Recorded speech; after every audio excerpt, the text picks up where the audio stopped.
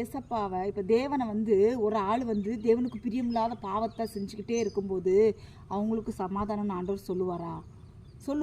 சொல்ல மாட்டார். அவன் பாவத்திலேருந்து வெளியில் வந்துட்டான்னா அவனுக்கு சமாதானம் அப்படி சொல்லுவார். தேவனை அசட்டை பண்ணுகிறவர்களை நோக்கி தீர்க்கதரிசிகள் என்ன சொல்கிறாங்க? உங்களுக்கு சமாதானம் என்று சொல்லுகிறதும் மன்றி என்ன சொல்லுவாங்க? தங்கள் இருதய கடிதத்திலே நடக்கிற யாவரையும் நோக்கி உங்கள் மேல் பொல்லாப்பு வராதென்று சொல்லுகிறார்கள். எப்படி பொல்லாப்பு வராதுன்னு சொல்லுகிறார்கள்? கர்த்தருடைய பிள்ளைகளை, இந்த நாட்களில் கர்த்தர் உங்களுக்கு எச்சரிப்பாய் கொடுக்குற வார்த்தை தீர்க்க தரிசனம்னா எது தீர்க்க தரிசனம் அப்படின்னா, நீங்கள் செய்கிற பாவத்தை ஒரு தீர்க்க தரிசி சொல்வார் என்றால் அது உண்மையான தீர்க்க தரிசனம். இந்த பாவத்திலிருந்து வெளியே வான்னு சொன்னால் அது உண்மையான தீர்க்க தரிசனம்.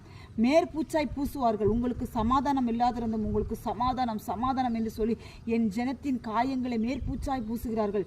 இப்படிப்பட்ட கள்ள தீர்க்க தரிசிகளுக்கு எச்சரிக்கையாக இருக்கணும். வேதவசனம் அதைத்தான் சொல்லுகிறது. கள்ள தீர்க்க தரிசிகள்னு சொல்லுகிறது வேதவசனம். அது